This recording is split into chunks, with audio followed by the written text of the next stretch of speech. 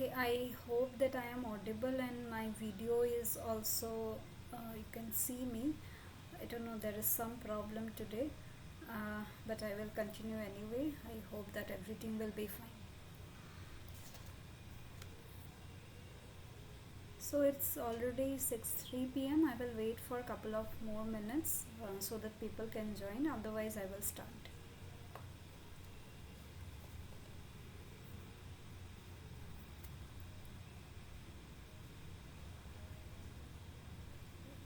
Some problem with the recording.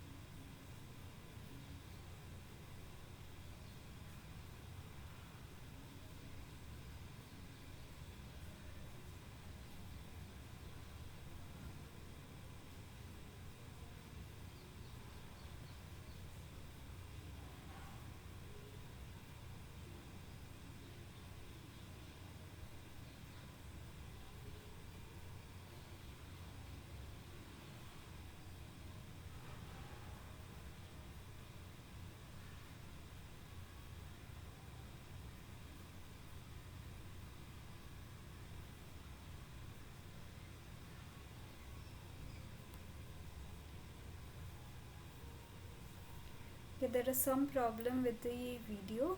My video is on, but it's very slow and it's getting disconnected in between. I think that's fine. Let's continue with the session.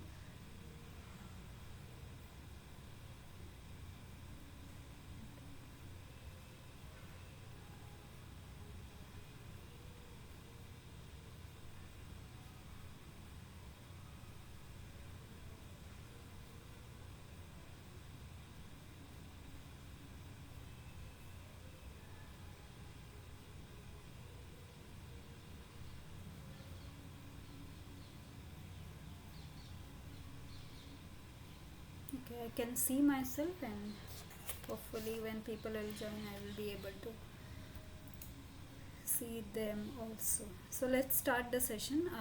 Good afternoon, everyone. Welcome to the course Semiconductor Introduction to Semiconductor Devices. So, this is the live session for week 6. Let me introduce myself first. If you have attended the earlier sessions, you already know me.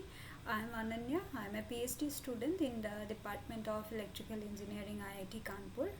My specialization is microelectronics and VLSI, and I mostly work in the area of fabrication of different devices.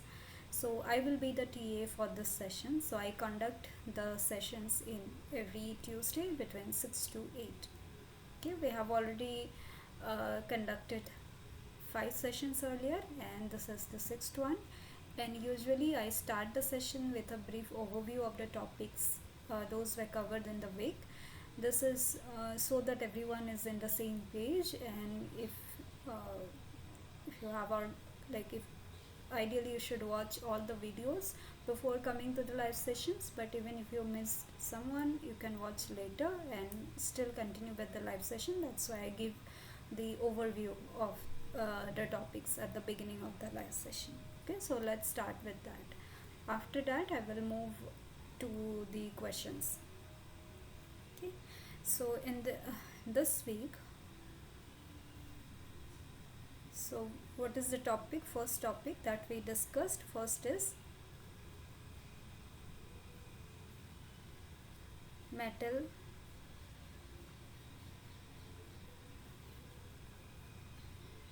semiconductor junctions. Okay,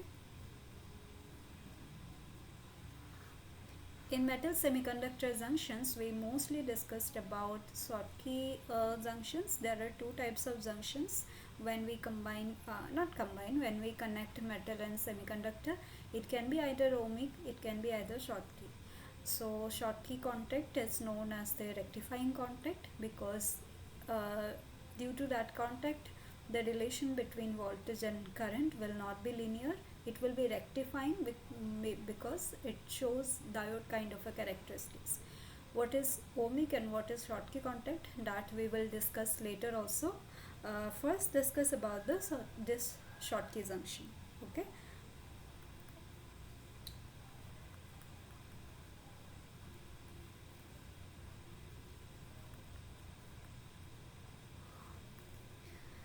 Before discussing this, we need to know few terminologies. First one is work function of a metal.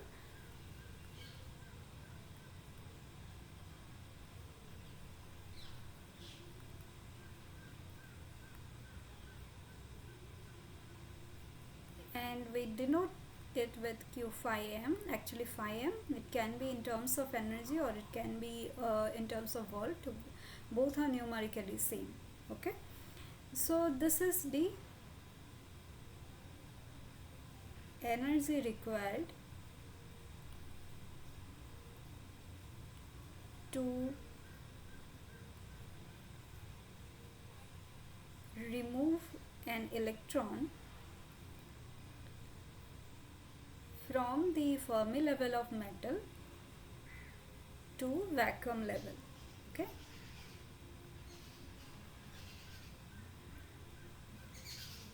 what is vacuum level? It is like just outside of the material. Okay, and for different metals this Q phi m value will be different, typically in the range of 4 to 5 electron volt, especially the metals we are dealing with in this course. Next terminology is electron affinity.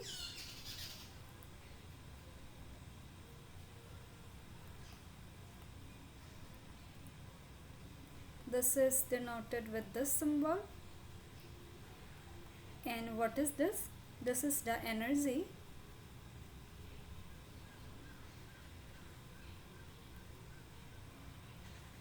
required to create a negatively charged ion. That means this is the energy required to make a neutral atom to negatively charged. Okay, and how we do this? This is by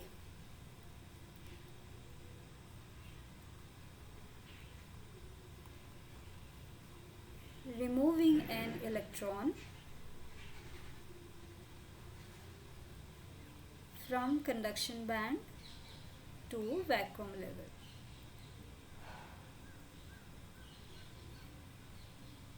Okay.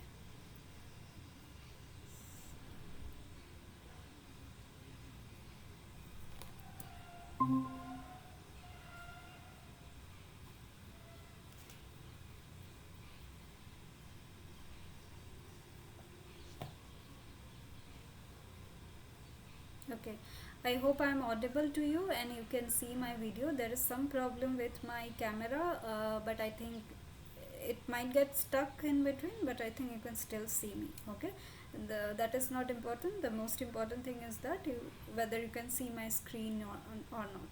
I think whatever I'm writing, it is visible to you. If there is any problem, then please let me know. Okay, so we are discussing about metal semiconductor junction.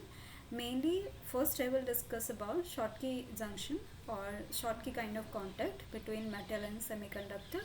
For that, we need these two terms. First is the work function of a metal, and second is the electron affinity. Electron affinity we define for semiconductor. Okay. Now, what is the band diagram for the Schottky contact or Schottky junction?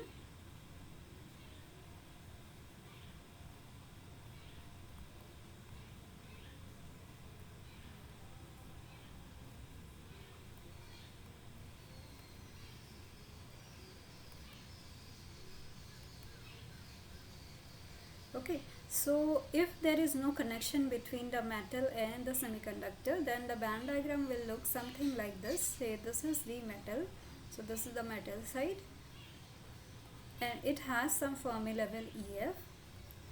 It has some work function with respect to the vacuum level, that is Q phi m.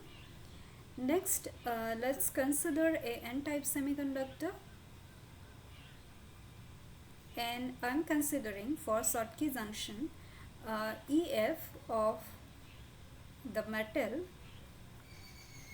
is at higher energy level than less energy level than EF of the semiconductor, which is n-type.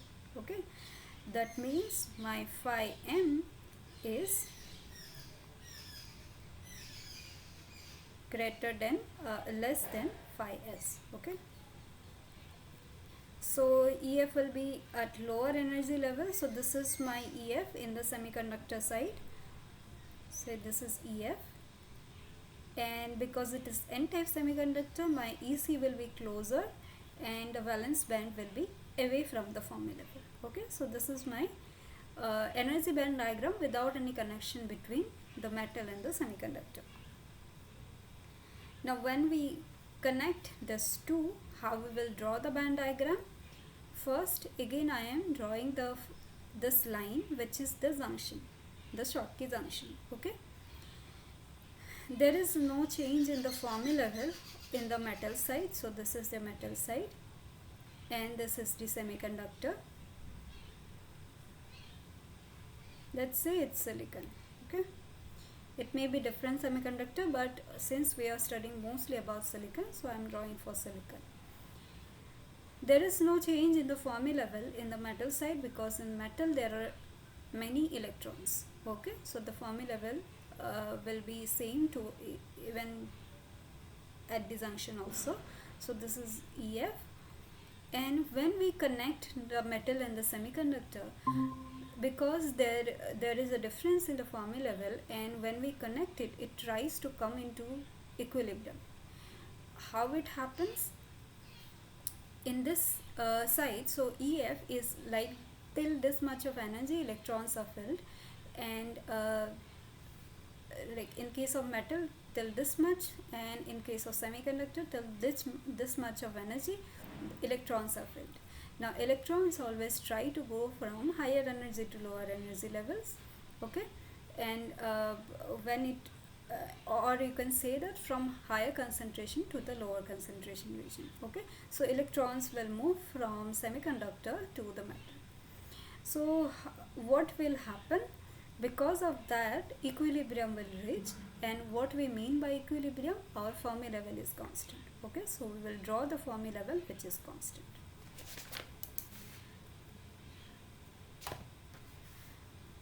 Right, now we know that in the bulk away from the junction, the energy bands will look as same. So this will be my EC, this is my EV. Now what will happen? Electrons are moving from this side to this side. Okay, due to the connection. So near the junction, the number of electrons will decrease.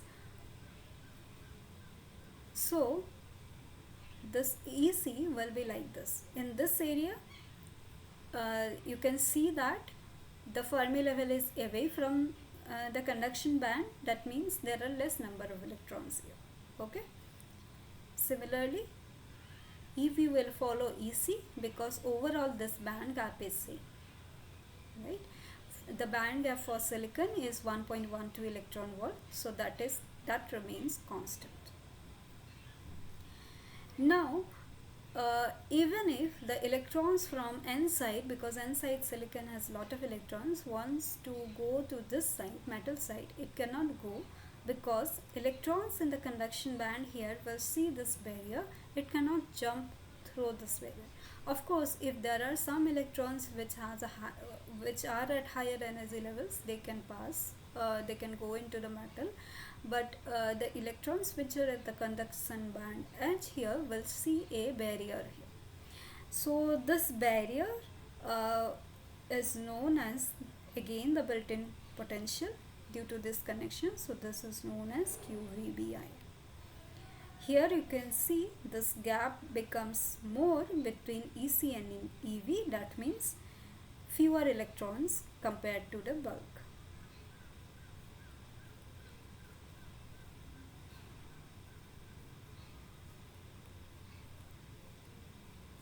So when you will draw this kind of energy band diagram, always see where the Fermi levels are. From higher, the Fermi level which is at the higher energy level, from that side electrons will flow towards the other side, and based on that draw this diagram. Okay, electrons will move away from the n-type semiconductor. That means there will be less number of electrons in this side. That means our Fermi level will move away from the EC. Okay, this barrier is known as Q5B0. So this is very important. This is known as the Schottky barrier height. You can see here there is this formation of depletion weight, and this depletion weight formed because electrons from this side move towards the metal side, and there will be ionized donor atoms here which are positive. So that is why we get this depletion weight like PN junction. Okay, so Q5B0 is our Schottky barrier height.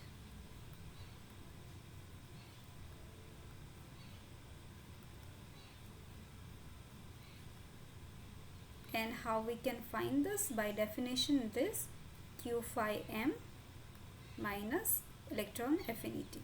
Okay.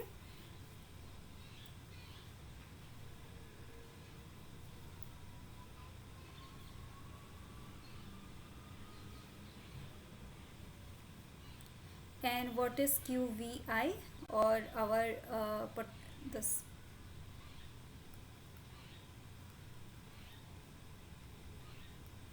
These are numerically same. If I don't write Q somewhere, just understand that volt and electron volt are numerically same. Minus phi n, and what is this phi n? This is EC minus EF. Okay, this distance. So this is Q5B0, and this distance is phi n. This is the barrier height that electrons from n-side semiconductor will experience while they try to move from semiconductor to metal. Okay. What is this depletion width? We know the formula. So this is twice epsilon silicon by QND, because it's an n-type semiconductor, multiplied by VBI. Okay. Now, how the charge distribution will look like? So electrons from n-side semiconductor move towards the metal side, right? So that will leave behind. So if this is our junction x equal to 0, this is x equal to 0, then when electrons move, so there will be positively charged donor ions, right? So it will look like this. So this charge is Q into Nd. Okay. There will be some charges, opposite charges in the metal side, but that will be like a very thin layer. Okay, we know that inside a metal there will be no electric field. Okay, that is because like if there are some charges, there will be some other charges nearby, and it kind of tries to cancel out. So inside metal actually we don't get electric field. Okay, so there will be this charges at the interface, like very thin charge. Okay, now how our electric field will look like? So there is no charge here, so electric field is 0. So this is my depletion with a W. Outside there is no charge, so the electric field is 0. And inside in this region from 0 to W we will have an electric field, and we know that by Gauss law del E is equal to rho by epsilon.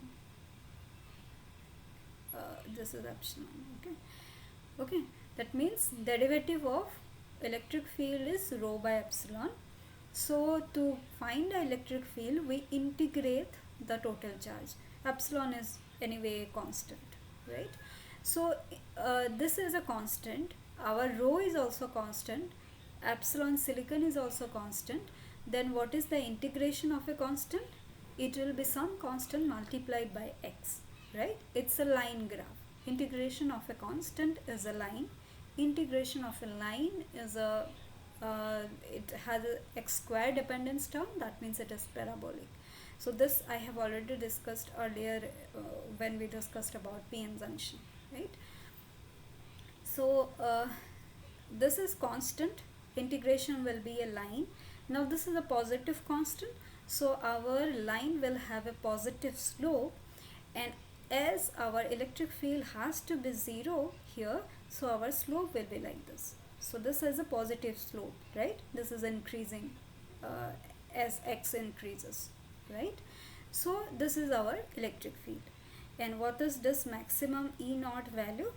Like we calculated in p-n junction, it will be q nd xn by epsilon silicon.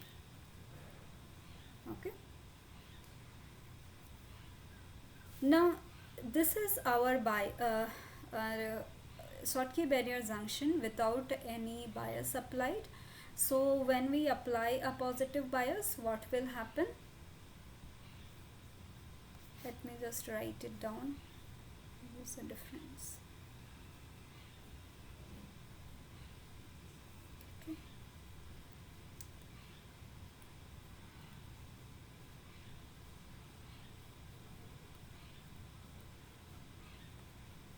Under applied bias, remember this, when we apply positive voltage to metal, it is like we are applying positive voltage, it is like we are taking out some electrons, so our Fermi level will go below. Okay,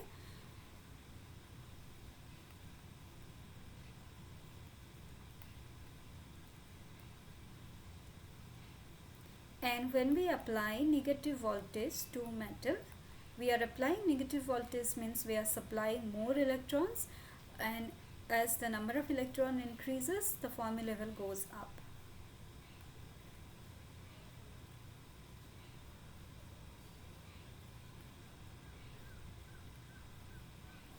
Okay, so what will happen for positive voltage? We have this junction, I am drawing it very roughly. Okay, Fermi level will go below, so this is my metal side. Here it will be at higher. How much higher? It will depend on the applied bias, and overall my barrier height will decrease in this case. Okay.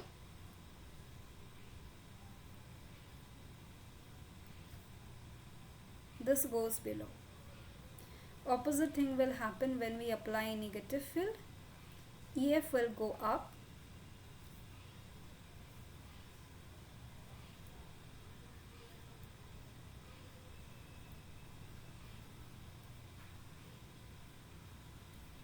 Okay,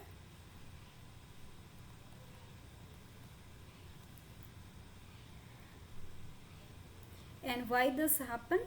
Fermi level goes below. Why this barrier height increases or decreases? This is because our this thing q phi by naught is constant, because our metal uh, work function and our electron affinity of a particular semiconductor is constant, right? Only this phi n can vary, so our qvi can be different for different situation, different scenario.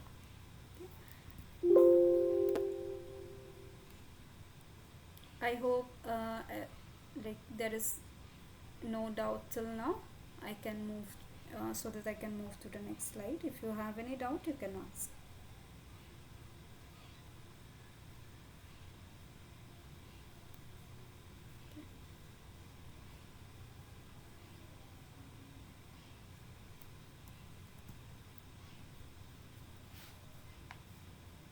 We have also learned that because now there is this barrier, and with applied bias we can change the barrier height, so we can change the current conduction, right? And you have noticed that for different kind of bias we have different different kind of change in the barrier height. So with positive bias we can have like more flow of electron because the barrier height get reduced, and with negative bias we get less current. Okay, so we know that we have this current density expression Js exponential of qva by kt minus 1. Okay, just like p-n junction diode.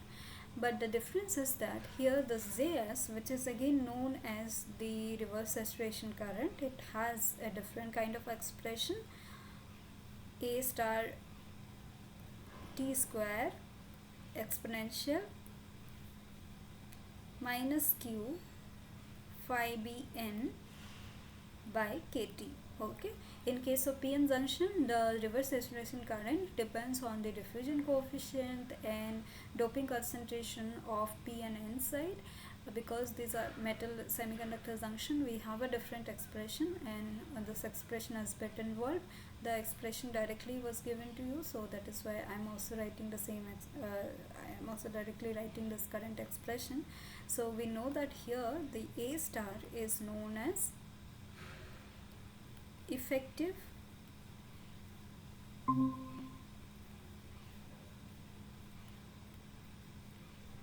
Richardson constant. Okay, and T is the temperature. So depending on the temperature, it has a very square dependency with the total current. So you can see that temperature is also very important in case of Schottky junction or Schottky barrier diode. And what another term is phi bn, which is Schottky barrier height, which is the actual Schottky barrier height.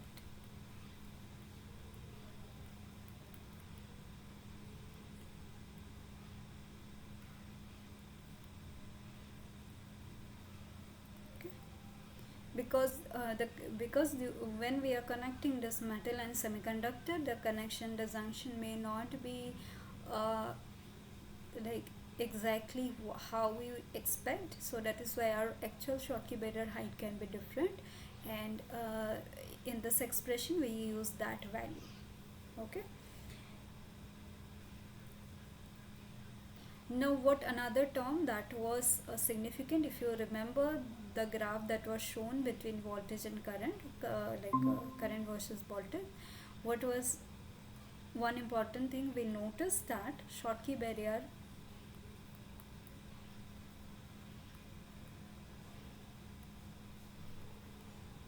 exhibits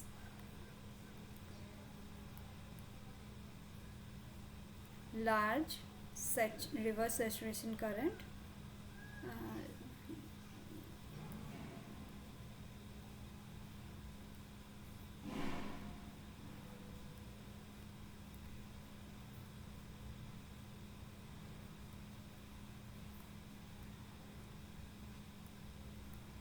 compared to p-n junction. Okay, typical values you should know. we know that in case of PN junction, the reverse saturation current is in the range of 10 to the power minus 11 12 ampere per centimeter square. Okay, so what is the value for I don't remember it right now, but you can go through the lecture videos and the lecture material notes.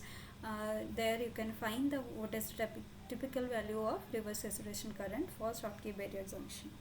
Okay, and here what another thing we have noticed is that current highly depends on the Schottky barrier junction. Okay, because it has this exponential dependency, right?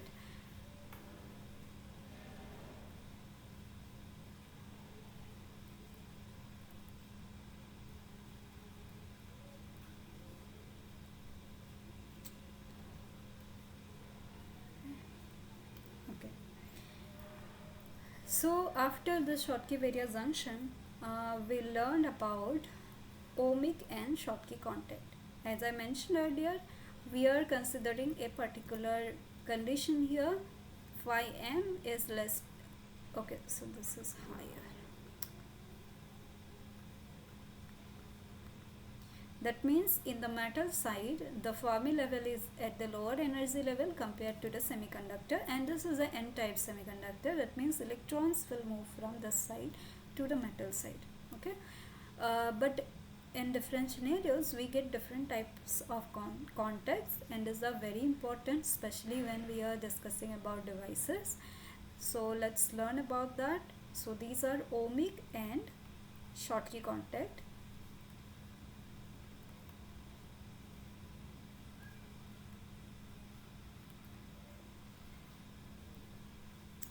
Schottky contact is also known as rectifying contact. What is rectifying contact?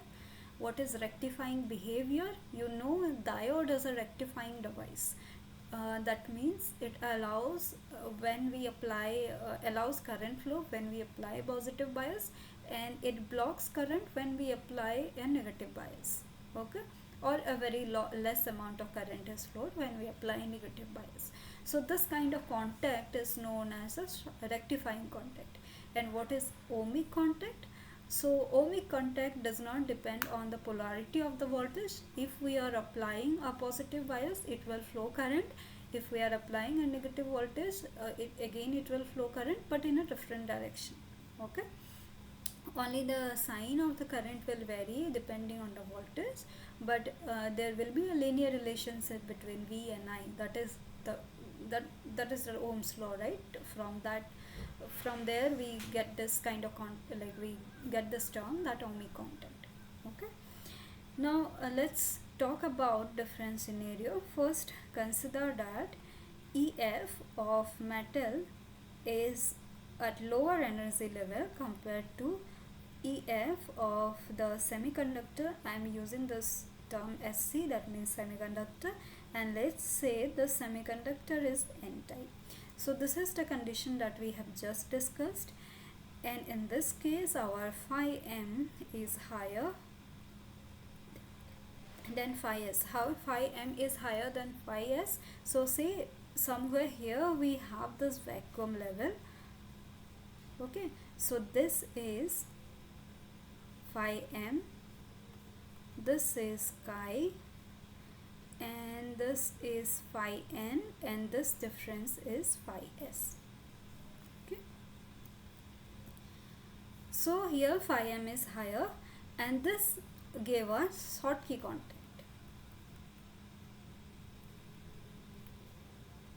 What is Schottky contact? We are getting a behavior like PN junction. We are getting this barrier with this depletion width, and there is this QVI. So this is like PN junction, but it's not a P and N type of semiconductor. We have a metal, we have a semiconductor, right?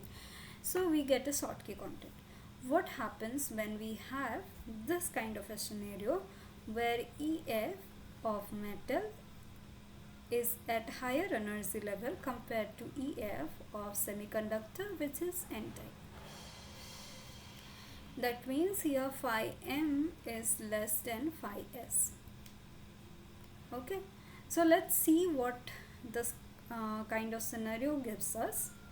Say we have this metal, it has this EF and say we have this energy level. So this is Q phi m, so this is vacuum level, and in this case we have a Fermi level of the semiconductor slightly below the EF of metal. So this is EF, and because it is again n type, so let's say this is my EC and this is my EV. Okay, okay, so this is my psi, electron affinity. When I join these two material, what it will give me? So in equilibrium, Fermi level will be constant, so EF I will draw as constant. So this is my metal side.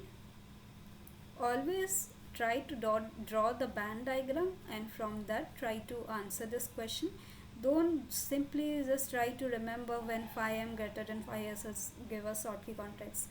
Any type of contact is given to you, any type of semiconductor is given to you, you will be able to tell what kind of contact it is, what is the barrier height, if you know how to draw this band diagram.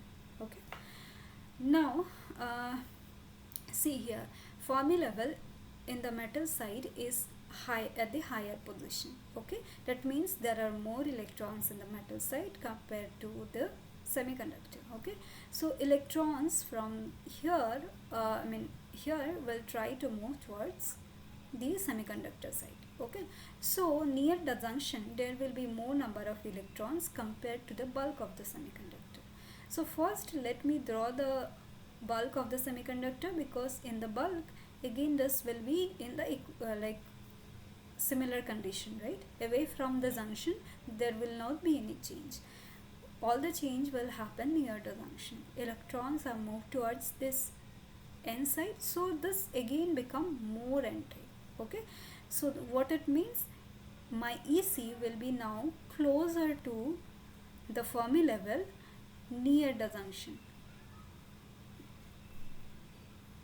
Again EV will follow EC because this EV is constant everywhere. Okay, so this is my n type semiconductor. Okay. Now you can see that there is no barrier height. If electrons are in the conduction band of the n type semiconductor side, it can move easily towards this side, and again this EF is constant, so if there are electrons it can move towards this side also. Okay, so this kind of contact is known as ohmic contact.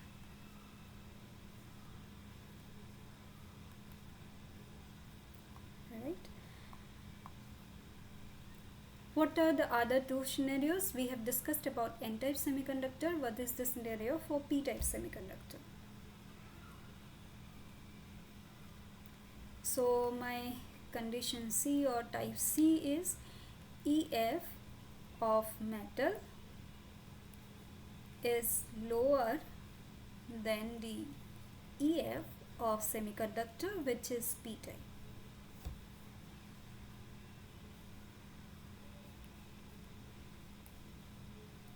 That means my phi m is higher than phi s.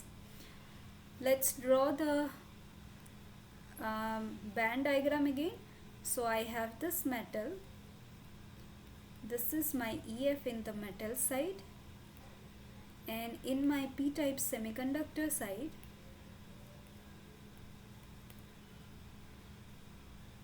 okay, I should have taken more space. Anyway,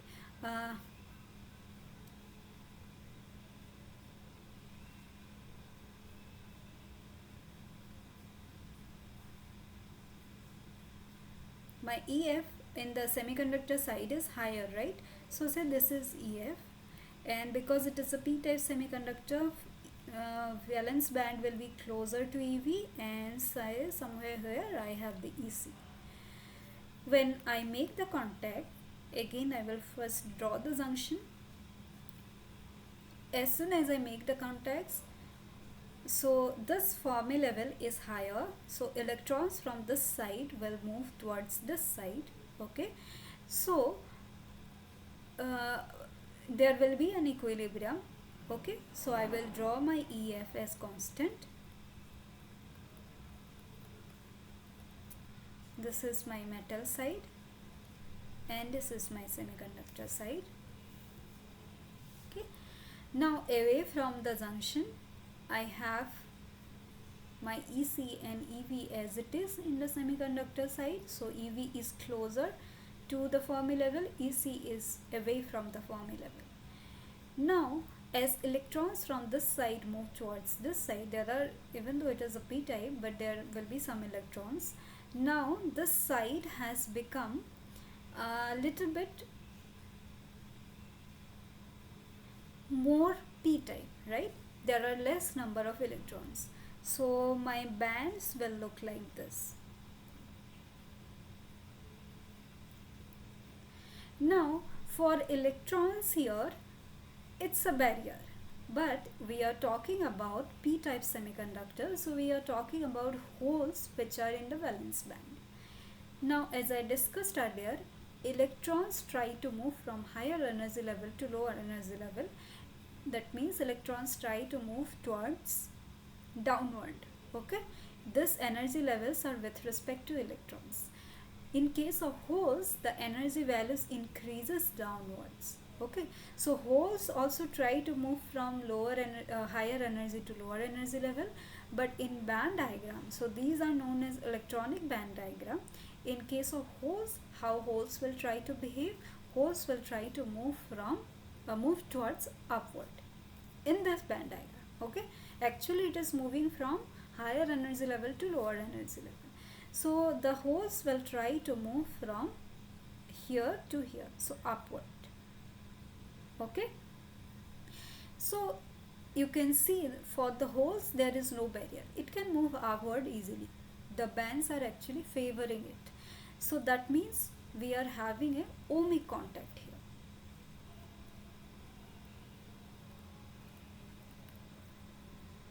Okay, now the last condition we have, where EF of metal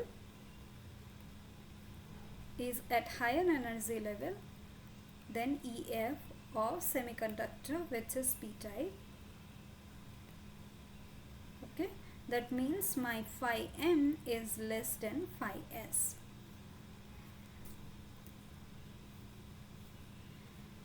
Again, say this is my metal side, this is my semiconductor side.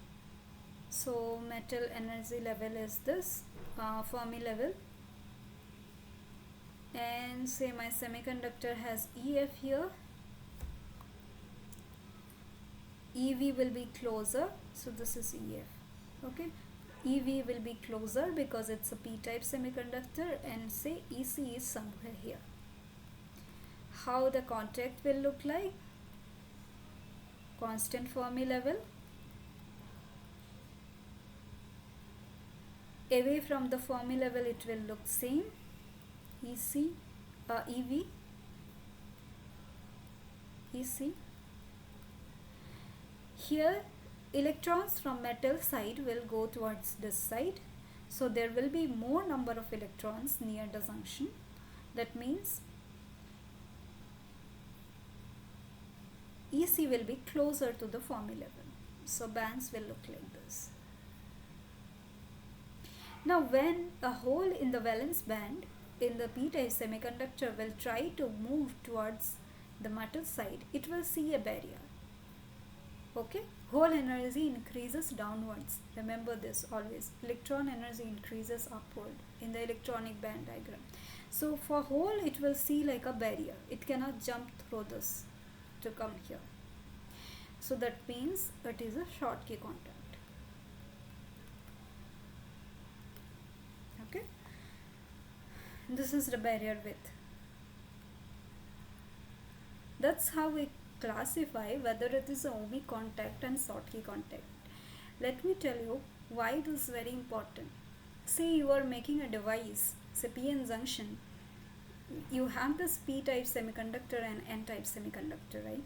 And you to flow current to make a circuit or make a device proper, you want metal contacts from the p-n junction or from the p-n diode. Now, how you will make a junction, how you will make a contact?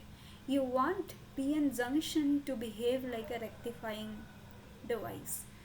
You don't want your contact to be like a rectifying device, right? It should freely pass the current, whatever current is it is flowing.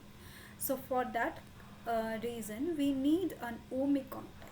We will choose a material depending on the work function, depending on the uh, work function of the metal, depending on the like this YS, electron affinity and doping concentration of your material. We will choose a contact metal which can freely flow electron. That means we get an ohmic contact, right? And that is why this study is very important. And when we why when our Schottky contact will be useful when we want to make a Schottky barrier diode. Okay, in that case we will choose our material metal and the doping concentration of p and n type semiconductor in such a way that ultimately we get a Schottky contact. Okay, I hope that I was able to explain the things and you understand whatever I am discussing.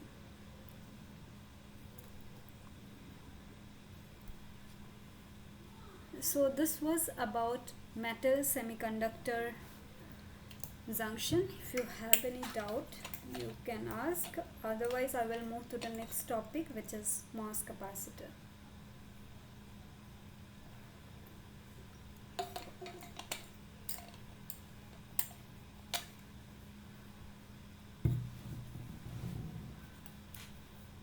Okay.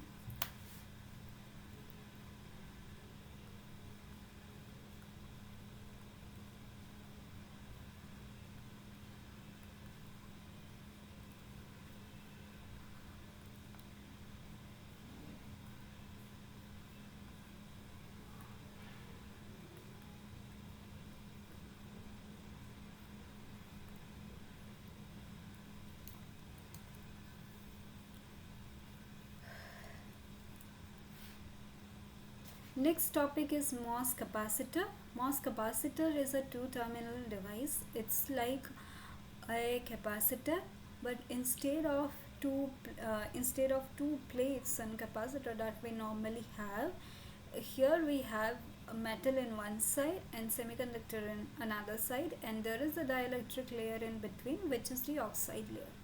Since we are discussing about silicon devices mostly, so this oxide layer is silicon dioxide and the semiconductor is silicon, either p-type or n-type doped.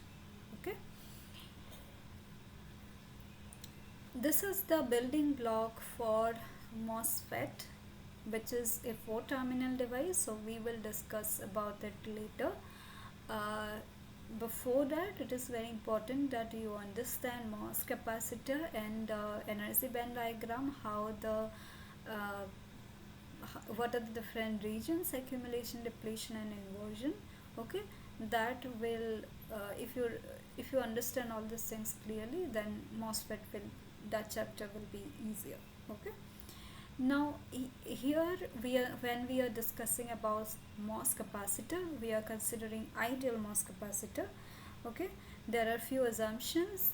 Nothing is ideal in real world, but for our discussion we are considering ideal MOS capacitor. What are the assumptions?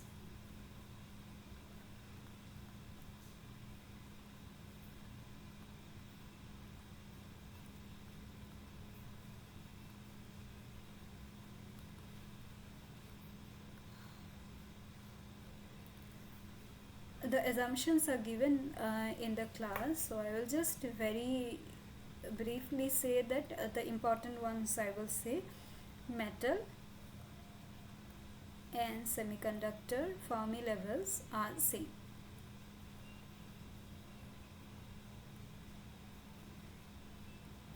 These are not same in most cases, but for this discussion we are considering that the metal and the semiconductor Fermi levels are same. And we are considering that all the interfaces are ideal. So there are these two interface, like metal oxide interface and then oxide semiconductor interface. We are considering that the interfaces are ideal, there are no defects, no trap charge, nothing. Okay.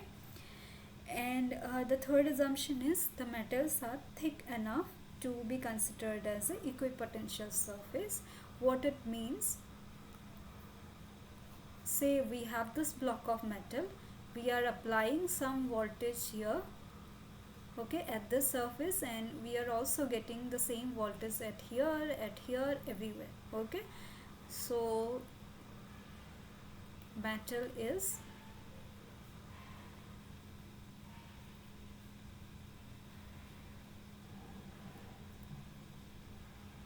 an equipotential surface. Okay. Next assumption is not very important. Semiconductor thickness larger than the maximum depletion width thickness. In most of the cases, depletion width we have calculated earlier, it is in the range of few micrometer, and typically our semiconductor wafers are much thicker than that. Okay. And the next assumption is, which is again important, oxide is perfect insulator.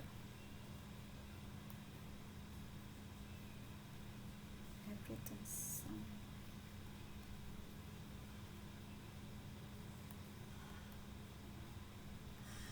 there is no current conduction through the oxide layer. That is what we are considering ideally, which is not correct.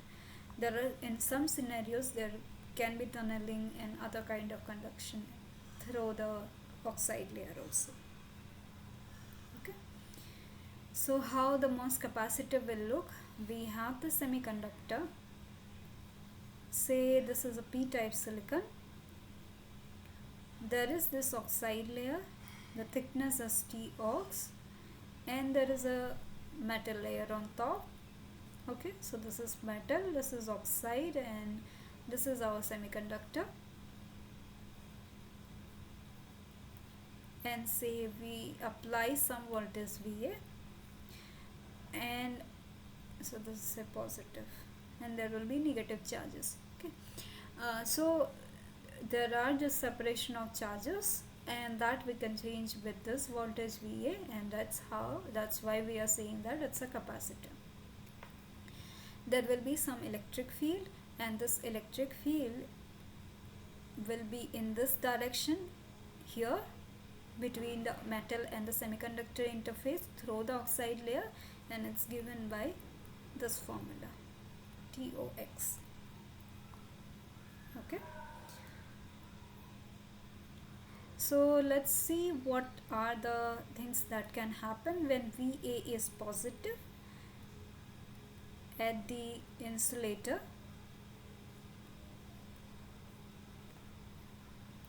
Semiconductor junction. So what will happen if we are applying a positive bias to the metal? This is a p-type semiconductor, but because we are applying a positive bias, the holes near this interface will move towards the bulk, okay, below. So holes will be depleted.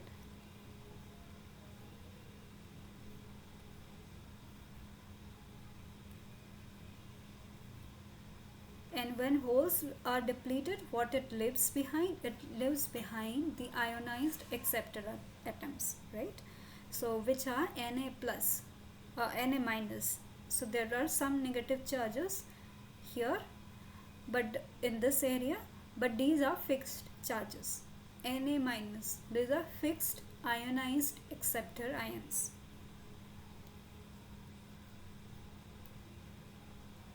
So it leaves behind negatively charged acceptors.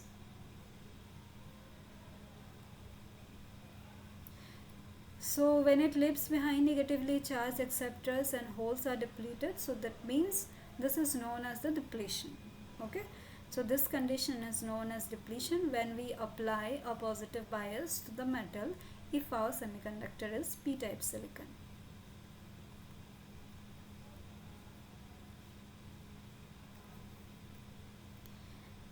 Okay.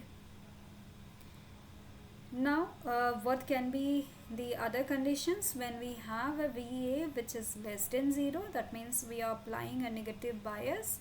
So this is our semiconductor, this is oxide, and this is our metal, and we are applying some negative bias here.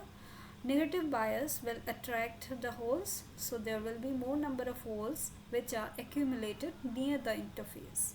Okay, so this is known as accumulation of holes.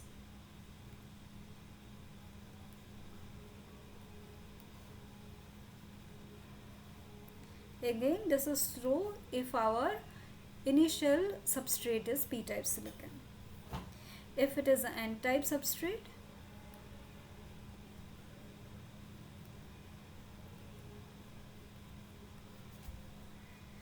then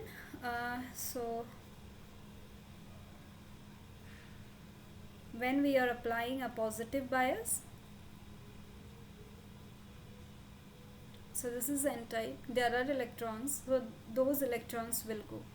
So this is accumulation of electrons. So this is for VA greater than 0. Okay, and when VA is less than 0,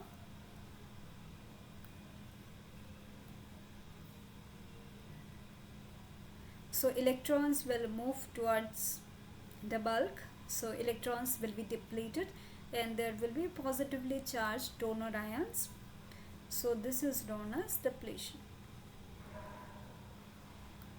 When we have an p-type substrate, we will mostly discuss about this accumulation and inversion region, depletion and inversion region, and this we known as NMOS capacitor. Okay, if it is an n-type substrate, we mostly talk about this depletion again with inversion. So these are positive charge, so this is known as PMOS capacitor. Okay, so this NMOS and PMOS, these terms will be important when we discuss about MOSFET also.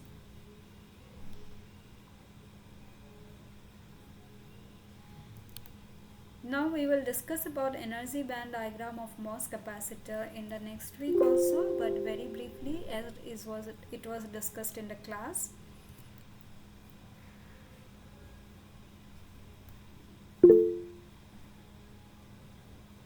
Depletion again. Okay, so see, this is p-type silicon. There are number of holes. Okay, it will be easier in case of n-type substrate, okay, because we are more familiar with electrons, like in as a concept in our mind. So there are many number of electrons in the n-type substrate. When we apply a negative potential to the metal, okay, there will be, so negative potential will also come towards this oxide metal interface. Okay, now this negative potential will repel all the electrons, so the electrons will moves below, like away from the junction. Okay, it will go below in the bulk, here, somewhere here. So when electrons will move, so what will happen when electrons move? What actually it leaves behind? It leaves behind a positively charged acceptor ions, right? We know that, say it is a phosphorus atom, it has this 5 electrons in the valence shell. So there is this one extra electron, which is this extra electrons in n-type semiconductor, right? So this electron, it was loosely bound, and it was in the conduction band. It will move below, away from the junction. So now this phosphorus atom will have 4 electrons instead of 5. So now it is a phosphorus plus.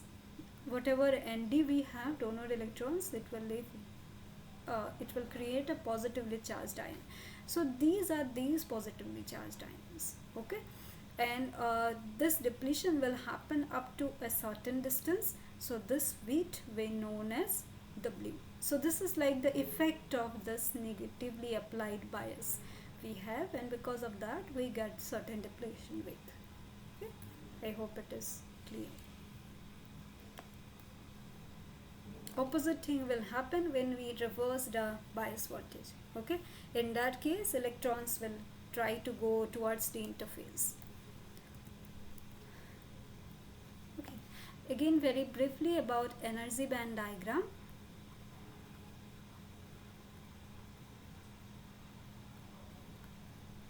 We will discuss about whole energy band diagram in next week also, but in this week we are only considering the energy bands, how it will behave. So this is metal oxide semiconductor, when only in the semiconductor side. Okay, suppose we have this insulator, we have this thin layer of metal, and we are applying, say, initially 0 voltage. We are considering that our EF is constant with the Fermi level is same as the Fermi level of metal side. Okay, so say this is my EF, and we are considering P type, so this is my EV, this is, say, EC. Okay, I am talking about this x equal to 0 interface. Now what will happen when we apply a positive bias? Initially EF of the metal was same as the EF of the semiconductor. When we apply a positive bias, EF will go down in the metal side. Okay, I will not draw the metal side, so this is my oxide layer, and EF I will draw like a constant. Let's not worry about the oxide and metal side. So when what will happen, this situation will be similar to like this, I guess.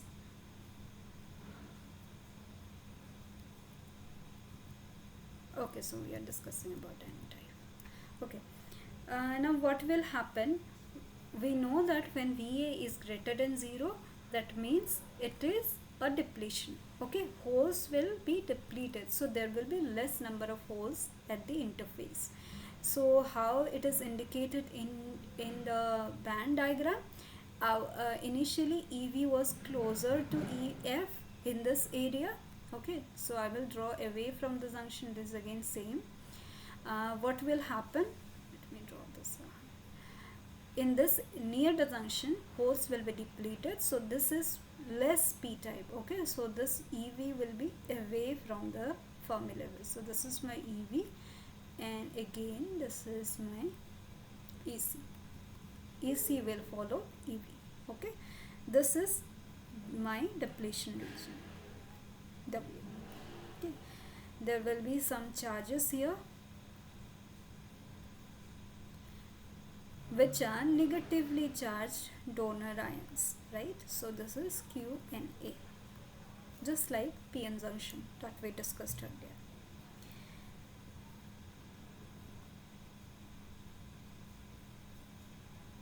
What will happen when VA is less than 0? This will, so this is my oxide, this is VA less than 0.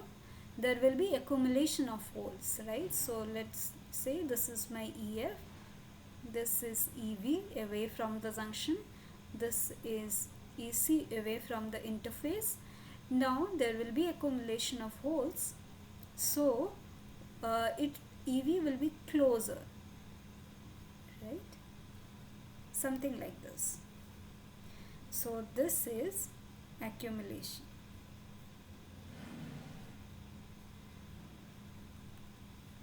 These band diagrams are very important when we will discuss about MOSFET, and in the next week we will discuss about the whole energy band diagrams of this MOS capacitor. Then you will see that a lot of information can be we can take out a lot of information from this band diagrams. Okay, now in certain situations, if our VA is more negative, then this EV okay, I'll also have to draw this.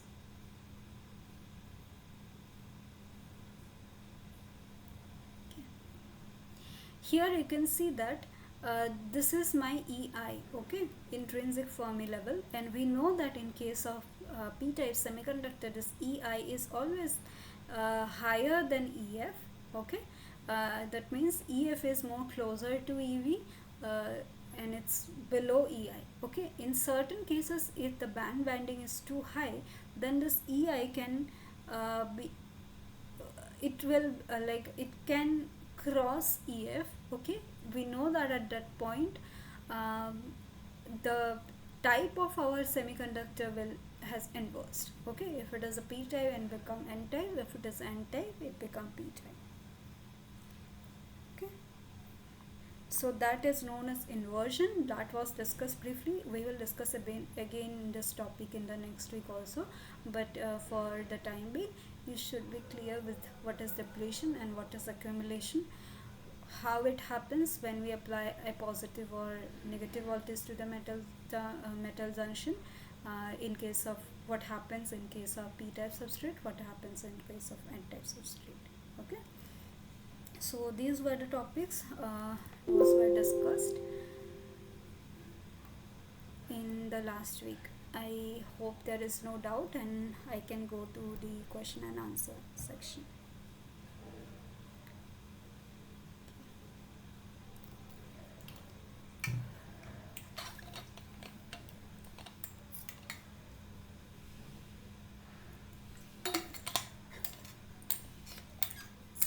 It's getting really hot, so give me a minute, I'll turn on the fan.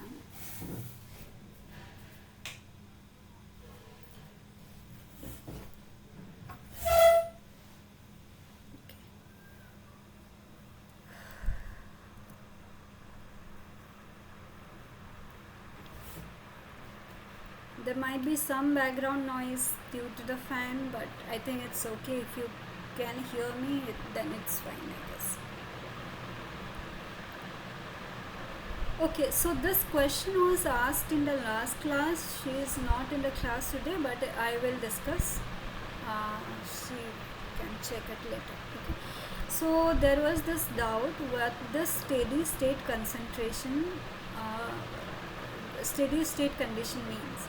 Okay, so this is the question from, I guess, week 3 assignment.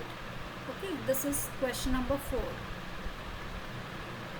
So what was given in the question? The Na value was given. So this is a p-type semiconductor. This is uniformly doped with this concentration. There is no applied electric field. There is no variation in Fermi level.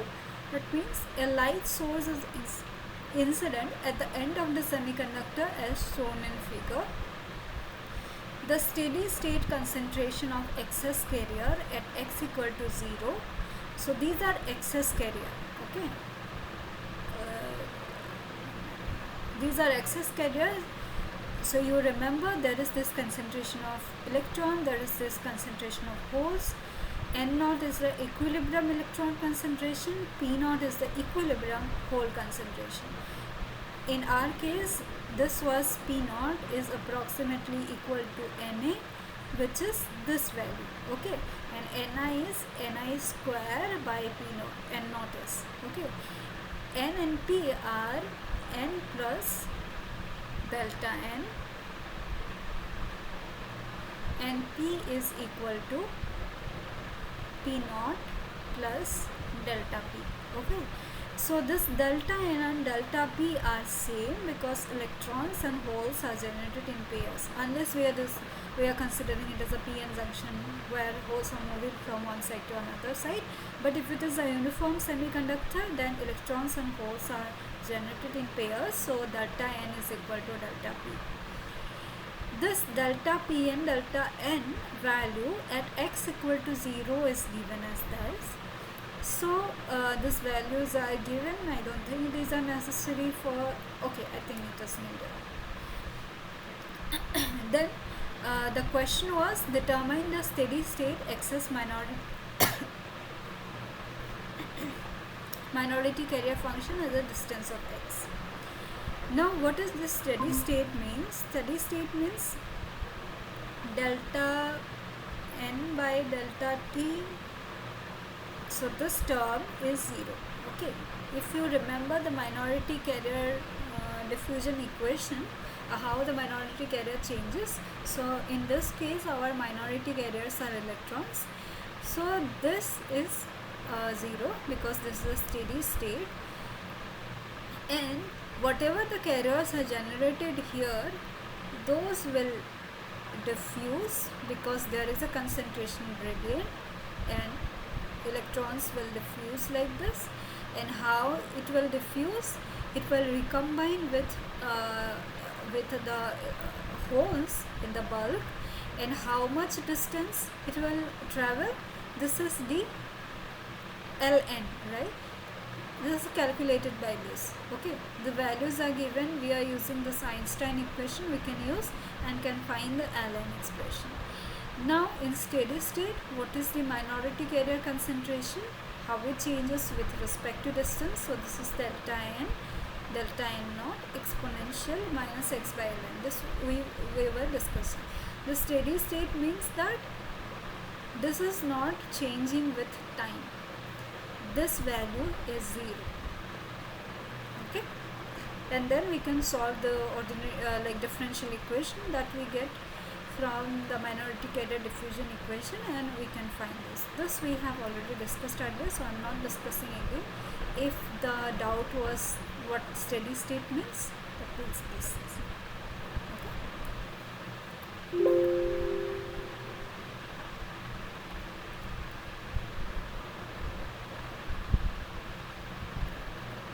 Let's start the questions. The first question is,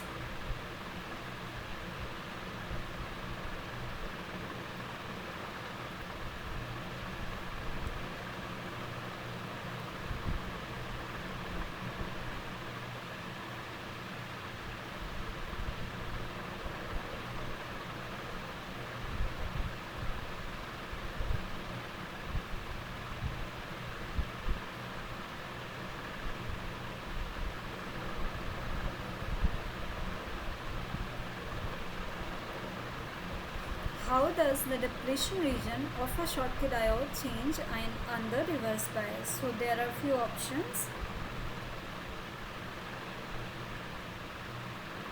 It narrows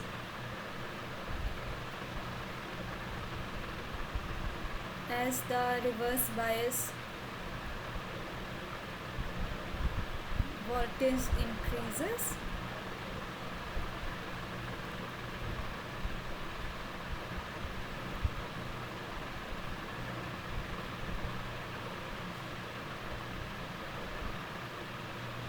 This is option B. Option C is widens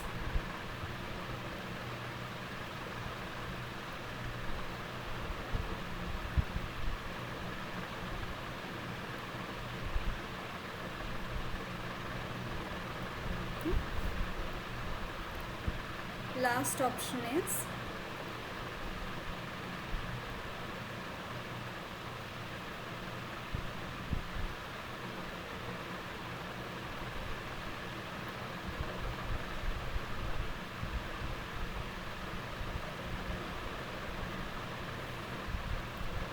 so how the depletion region changes in case of Schottky barrier diode with applied reverse bias voltage. So what is the answer?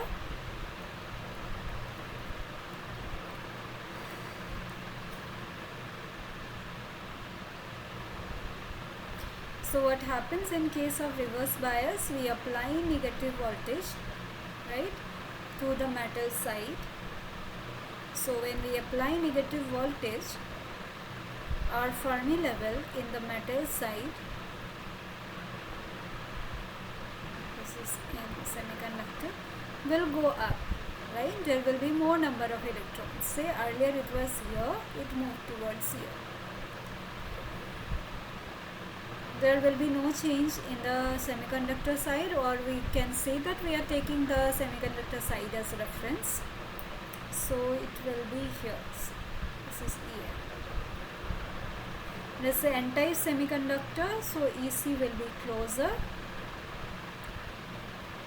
This is EV. Okay.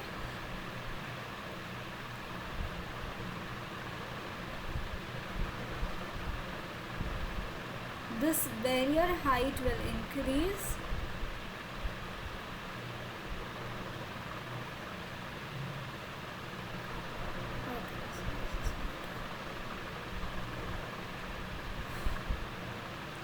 this remains constant. Q phi b naught is constant, which is our phi m minus chi, right? Q phi m minus k. This remains constant because our phi m and electron affinity, work function of a metal is a particular value for a particular metal. Electron affinity of a semiconductor is a particular value for a particular semiconductor. This value can vary depending on the doping, but electron affinity value does not change. So this is constant. So since this is constant, from this edge to this edge, we join our EC like this. So you can see that overall there is an increase of our barrier height, which is initially QVI. So this is plus VR, whatever the reverse bias voltage we are applying, similar to PN junction. So this VBI or the barrier height increases, okay, that actually increases the depletion width. So we know that the depletion width formula is 2 epsilon silicon by QND. VBI, this is when VA is 0. When we apply a reverse bias voltage, then the value will be, the expression is 2 epsilon silicon by QND VBI plus VR, whatever the reverse bias voltage we are applying. So the correct option is C. It widens, increases the barrier height. Okay.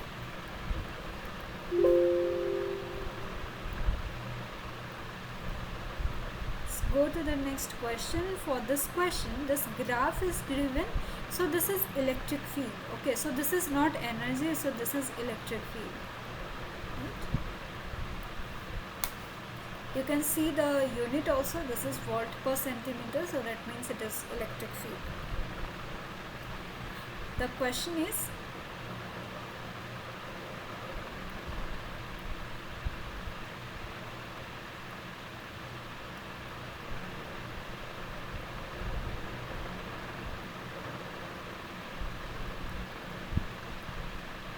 the figure below shows the electric field versus position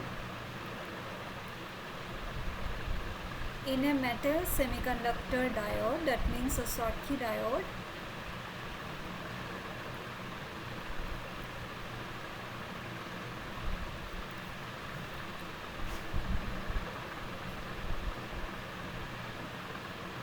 With the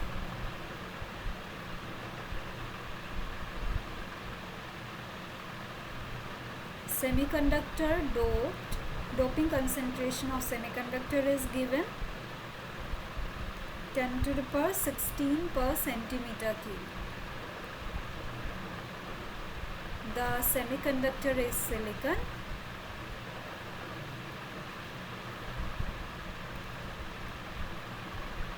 At room temperature.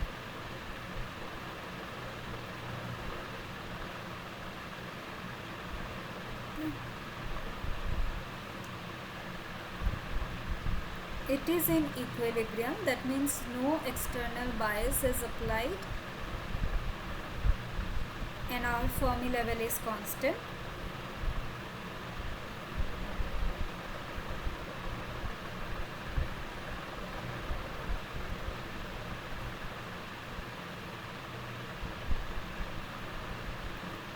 And the depletion approximation is assumed. What is the meaning of depletion approximation? That means whatever the depletion region is forming, from where the carriers are moving from one side to another side, in that area there is no majority carrier, so the majority carrier is depleted in that region. Only thing remain there is the ionized donors or acceptor ions. Okay, what is the type of dopant is not given. If it is an n-type semiconductor, then it is all are ionized donors are remaining, and if it is a p-type semiconductor, all the ionized acceptors are remaining. Okay, that means our charge in this area, in this region, if we draw the rho or the charge density profile, then it is either plus QND or minus QNA. That is what it means by depletion approximation.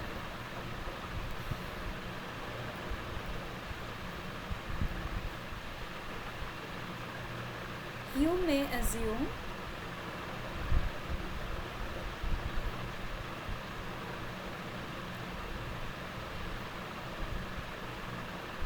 the electron affinity as 4.0 electron volt. The question is, what is the type of semiconductor, whether it is a p-type semiconductor or a n-type semiconductor.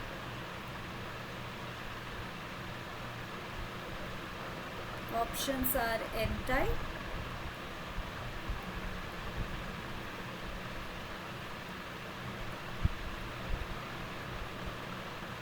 C intrinsic,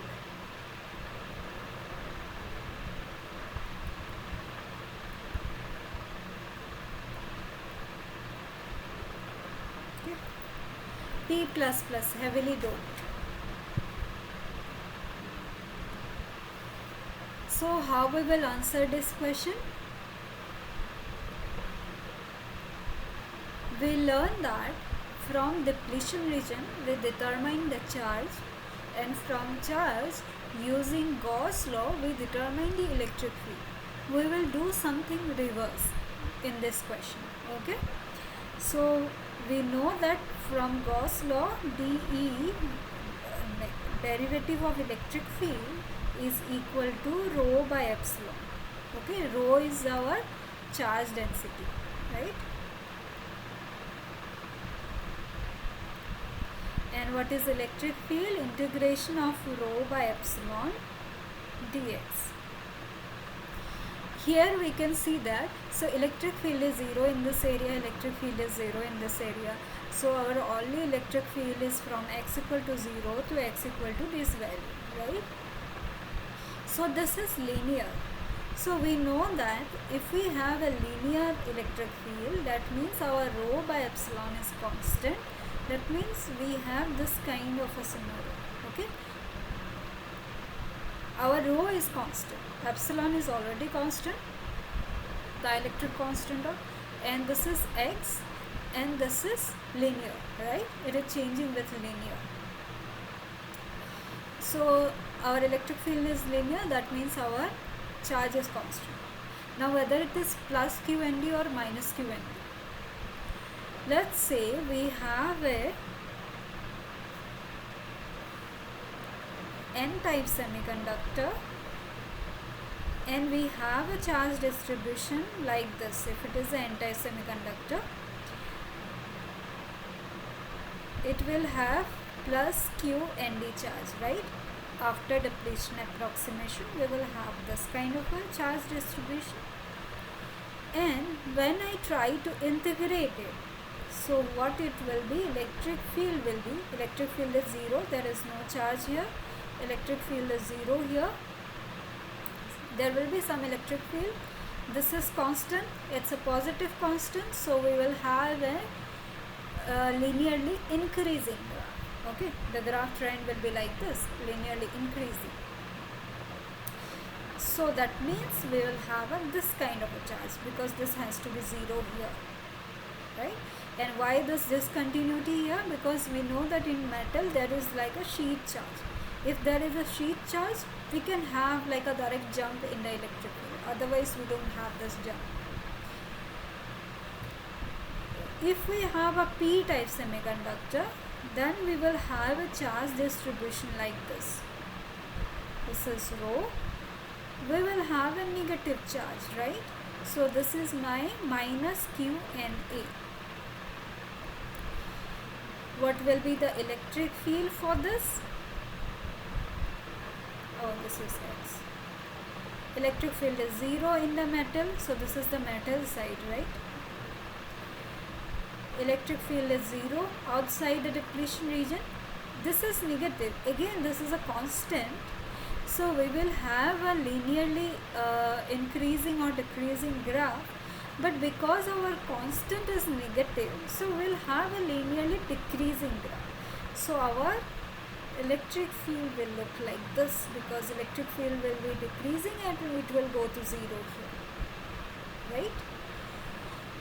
So now looking at this electric field, what is the type of the semiconductor for this question? So our answer is A-N type. Okay, I hope you will be able to answer this kind of question just from this Gauss law and charge distribution by drawing the charge distribution.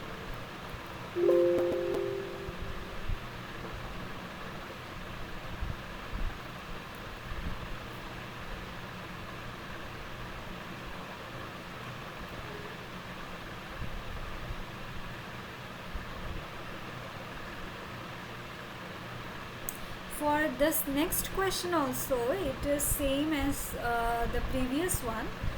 Okay, so now we know that this is an n-type semiconductor, so we know that our Nd is 10 to the power 16 per centimeter cube, right?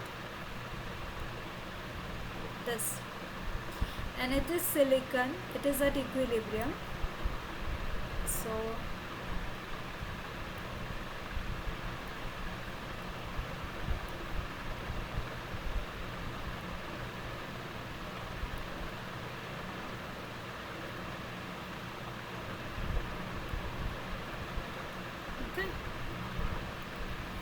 our electron affinity is 4 electron volt as per the question, and it is silicon, it is at room temperature.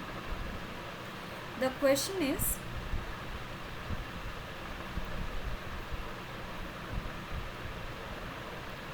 what is the value of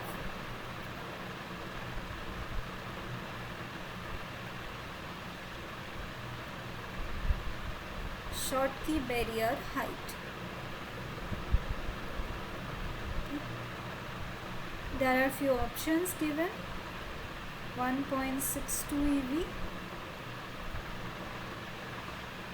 0.93 EV, C 0.12 EV, 62 EV.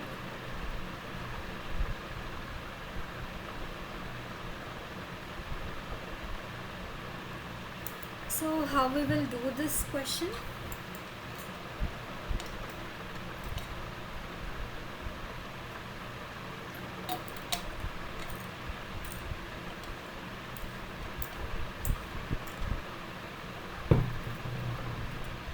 What is our Schottky barrier height? The expression, we had this earlier.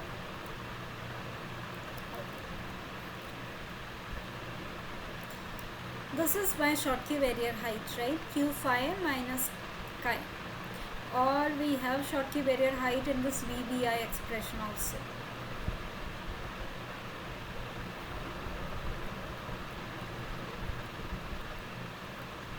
I don't think we will be able to calculate it directly, so Q phi b naught, this is our Schottky barrier height.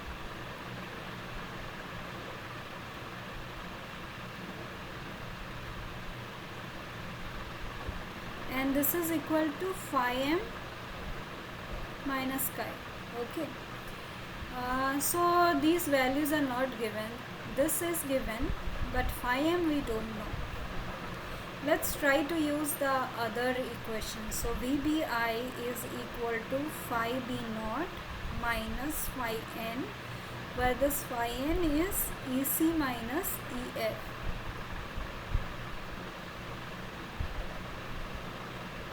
Okay, so let's try to calculate this phi n and VBI we can calculate. Let's do it one by one. We know that this is an n-type semiconductor, so n is approximately equal to nd, which is ni exponential EF minus EI by kT. I hope you remember this expression, right? So from here I am trying to calculate this EC minus EF. Okay, so from here I can calculate EF minus EI. So this will be kT ln of nd by ni. Because it is silicon, I will consider ni as 10 to the power 10 roughly. Okay, so kT is it is given as room temperature, right? Room temperature. So kT will be 0.026 electron volt. We should remember this value, or you can remember the K value, the Boltzmann constant, which is 8.6 into 10 to the power minus 5 in terms of Kelvin, like electron volt per Kelvin, and then you can multiply with temperature, which is 300, or you can simply remember at room temperature at 300 Kelvin kT value is 26 milli electron volt, and this is ln of 10 to the power 16 nd. Ni is 10 to the power 10. So what will be this value? 10 to the power 16 by 10 to the power 10 ln. Okay. So this value is 0.359 eV.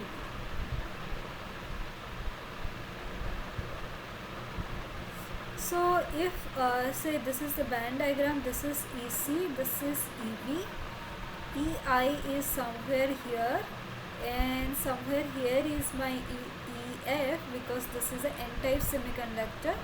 I need to calculate this. Now I know this EF minus EI, this value. So this distance I know, roughly it is the mid gap. So my EC minus EF will be EZ by 2 minus this whole thing minus this thing, EF minus EI. So EZ by 2 will be 1.12 by 2 minus this is 0.359. Okay, 1.12 by 2 minus, so this is my 0.2 EV.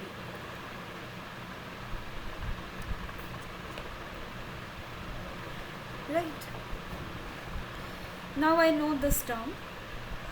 If I know VBI, I will be able to calculate my Schottky barrier height phi B naught. Now how we can calculate phi B naught? So this is my electric field. Okay, so this is electric field.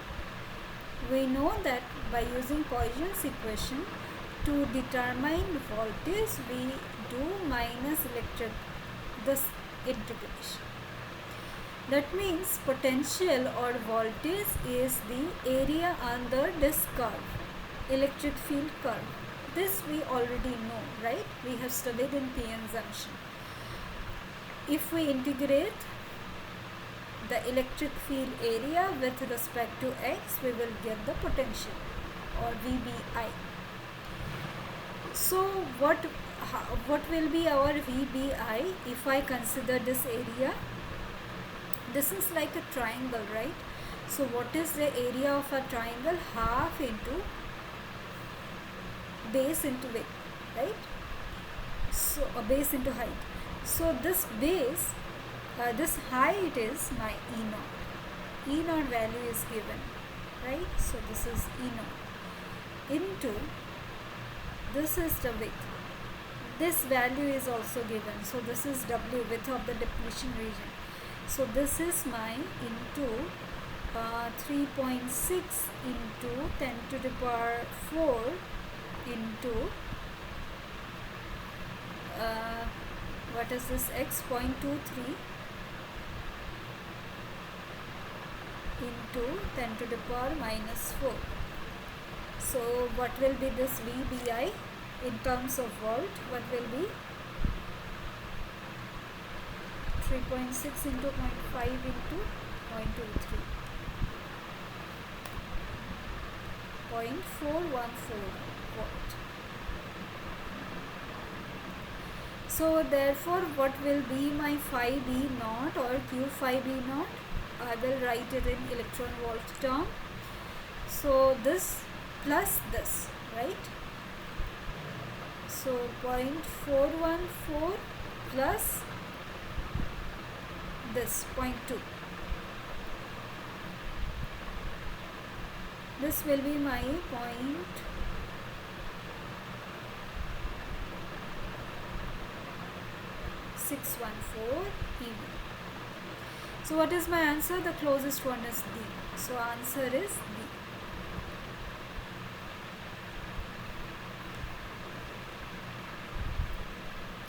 I hope this calculation is good, how we can solve this kind of question, and I hope that I am not making any calculation mistake. If there is calculation mistake, then you can let me know, but this is the process how we will find it. Okay, right. Go to the next question.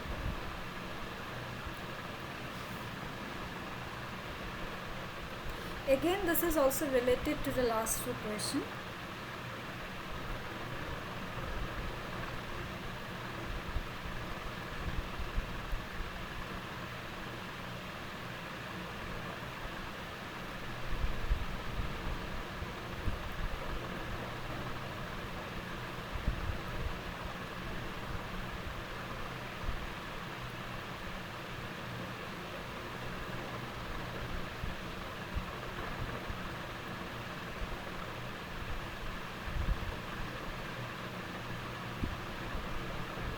What is the work function of metal if the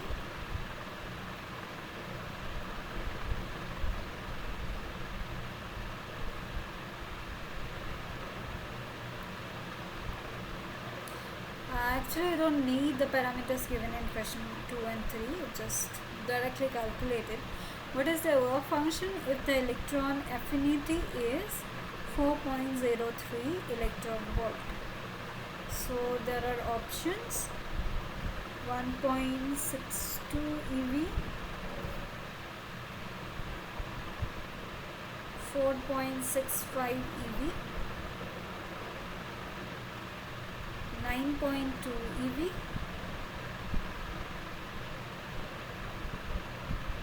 46.2 eV. Okay, we need the parameters or whatever we find. We have calculated in earlier question for this question also.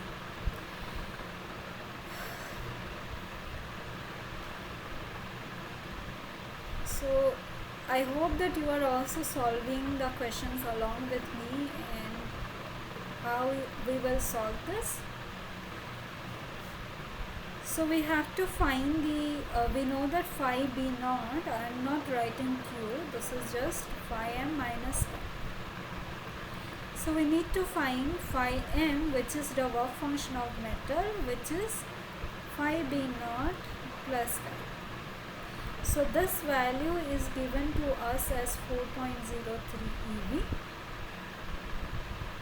right? And phi B naught we have just calculated, 0.614.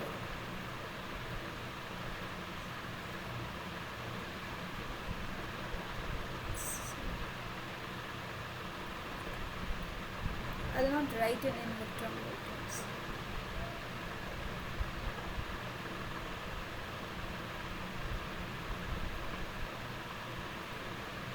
Now it is simple, right? So phi m is equal to 0.614 plus 4.03 which will be approximately equal to is T5. Okay. And I don't need the calculator for this. 4.6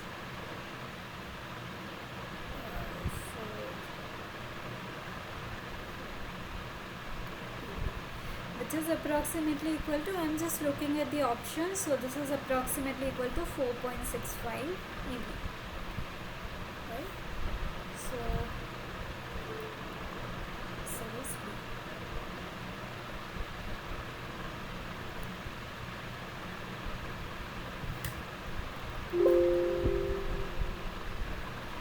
I'm not sure whether this kind of question is given in the assignment for this week or not, but if you have this kind of question, you will be able to solve this. Okay.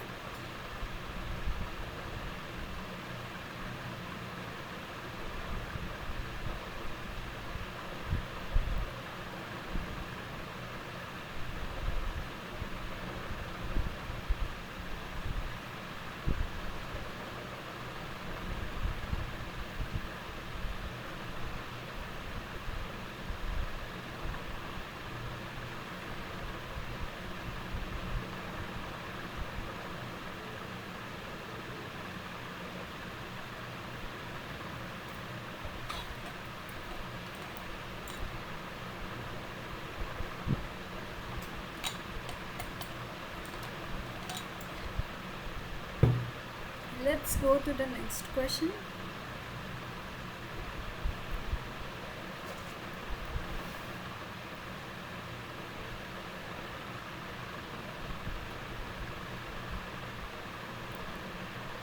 Consider a contact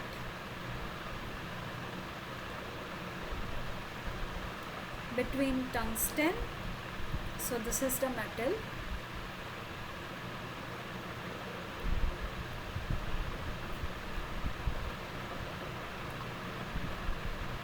and N-type silicon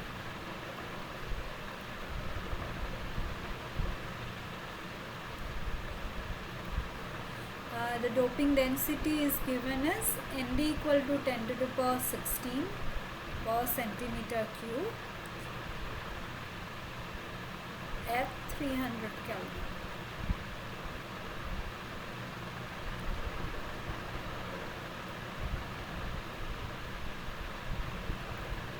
Answer the following questions.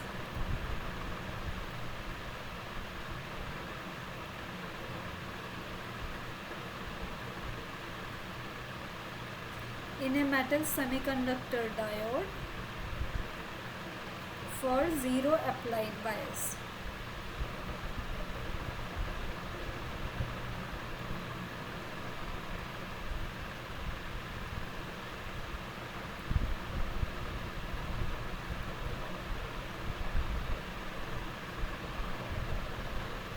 the work function of tungsten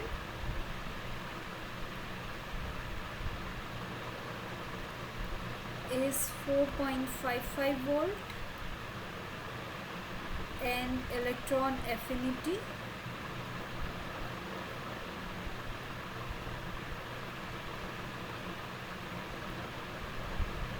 of silicon is 4.01 volt. First question is determine the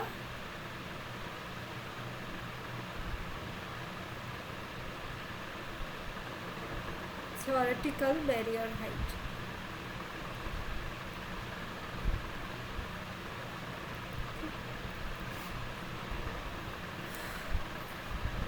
So how we determine the phi b naught or the theoretical barrier height? This is phi m minus chi, right? So let's see, we have this vacuum level, so this is the E vacuum. This is say before connecting the metal and oxide. Say we have this metal Fermi level which is tungsten, and this is given to us as 4.55 eV. our semiconductor electron affinity is given as 4.01 eV. Okay, this is my EC. I don't know where my EF is, but I know one thing, that because it is a N-type semiconductor, this is close to the Fermi level of the EC level. Okay. So when I will connect this, how the band diagram will look, I'm just repeating it again so that this becomes clear. EF will be constant. Away from this 4.55 eV, I get this vacuum level. Away from this, I have my EC, EV.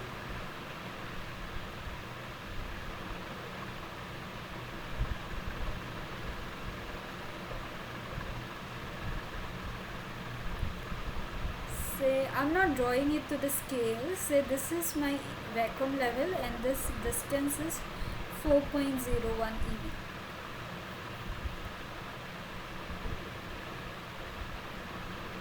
Now there will be this banding, because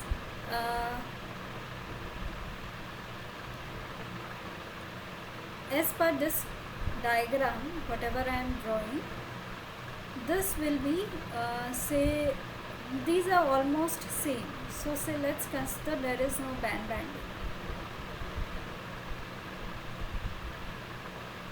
or should I consider little bit of banding? Let's say that our EF in metal side is equal to EF in semiconductor side. So there is no band bending, there is the straight joining.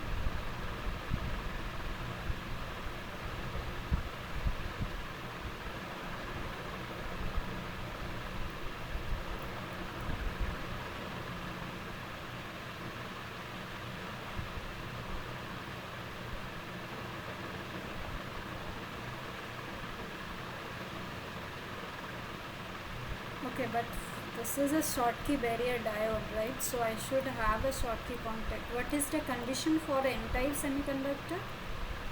We have discussed. EF should be less. Okay. Say this EF is less, so this is slightly higher. So electrons will move from this side to this side, so this will become less p-type. I think this will be very less because we are already close this. So this barrier will be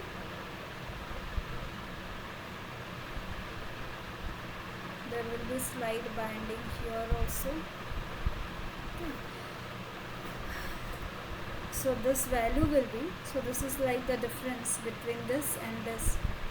So this will be 4.55 minus 4.01. So this is, if I write it in electron volt term, this will be 0.54 eV. Okay. So this is my theoretical barrier height. The next question is,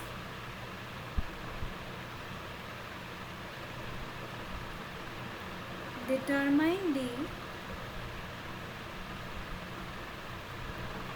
built-in potential barrier.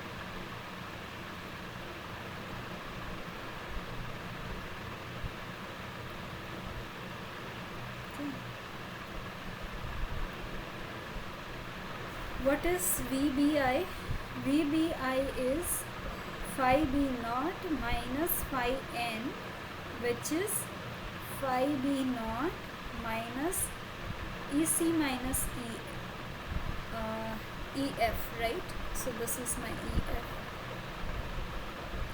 This gap we are trying to calculate. So EC minus EF will be, again I will calculate like I did in this question. I'll calculate this part and then I will minus this part. Okay, so this will be EZ by 2 minus EF minus EI, that will be 1.12 by 2. This is KT ln of ND by Ni. ND is given as 10 to the power 16. Ni is 10 to the power 10. We are considering for silicon. So what will be this value? I think it is same. 10 to the power 16 by 10 to the power 10. 0.26. 1.12 divided by 2. 0.56.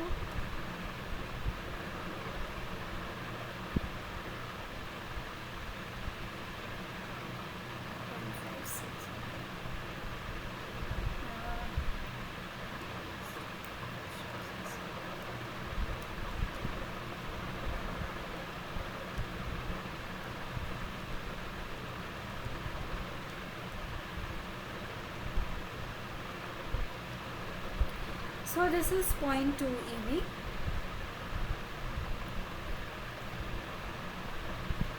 So this will be, again I am writing VBI, so I am writing only potential, not electron volt.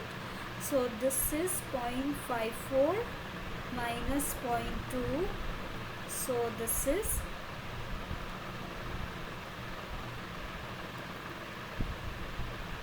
approximately 0.34 volt. Okay, so this is my VBI.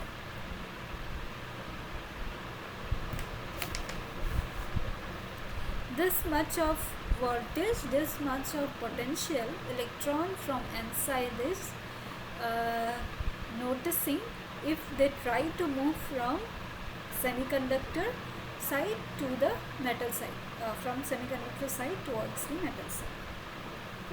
I hope this question is clear.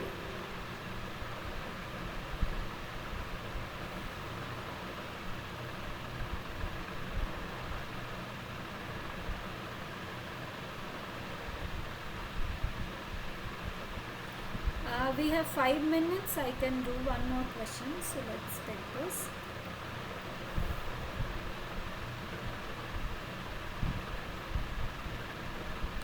The IV characteristics, current versus voltage characteristics.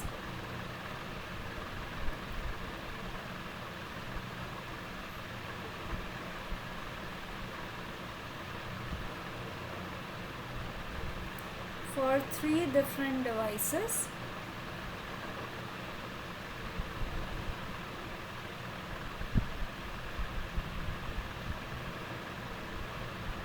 One, 2 and 3.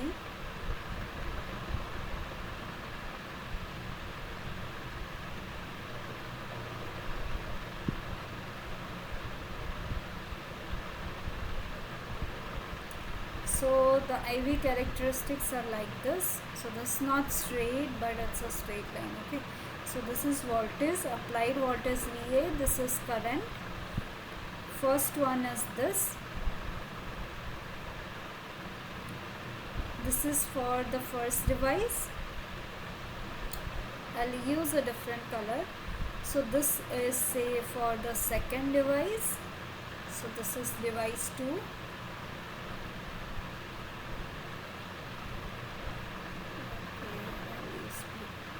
And say this is for the third device. Oh, it does look same.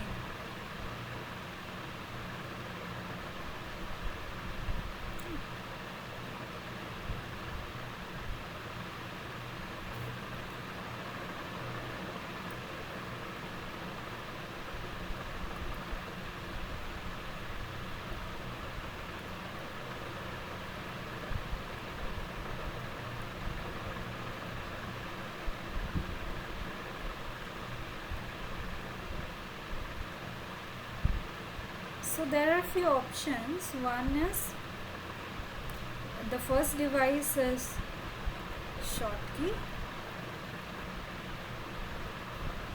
second device is PN junction, third device is ohmic. The second option is first device is Schottky, second device is ohmic, third device is PN junction. Option C is first device is ohmic, second device is Schottky, third device is PN.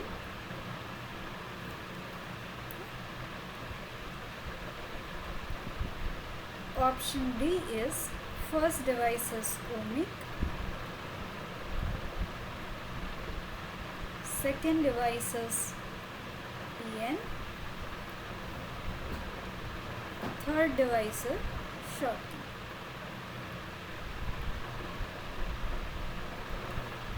So what is the correct answer for this?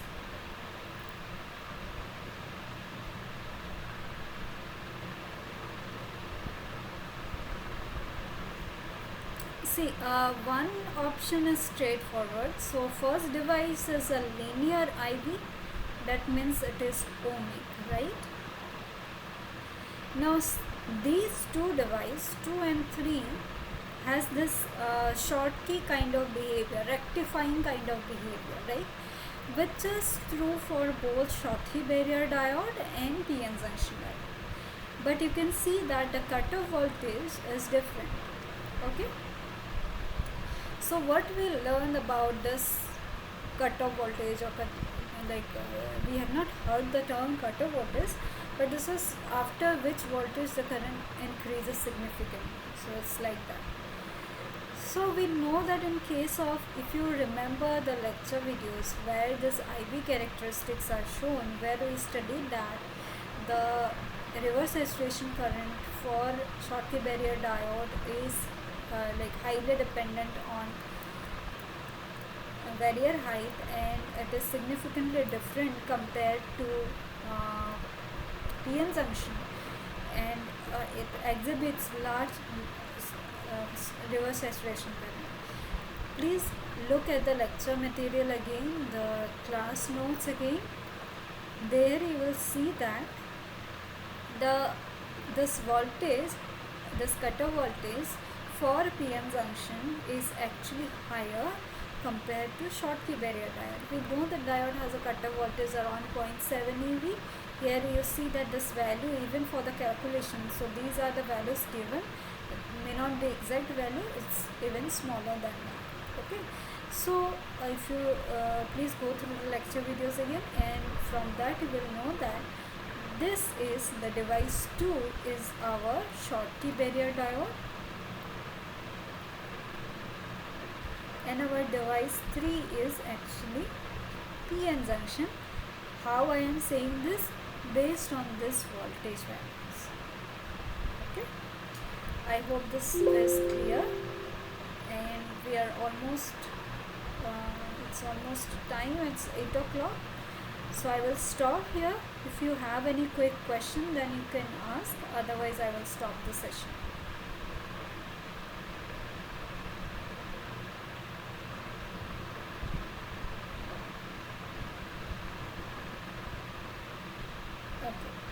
You are welcome. If there is no question, then I will stop the session here. Thank you for joining the session. Let's meet in the next week.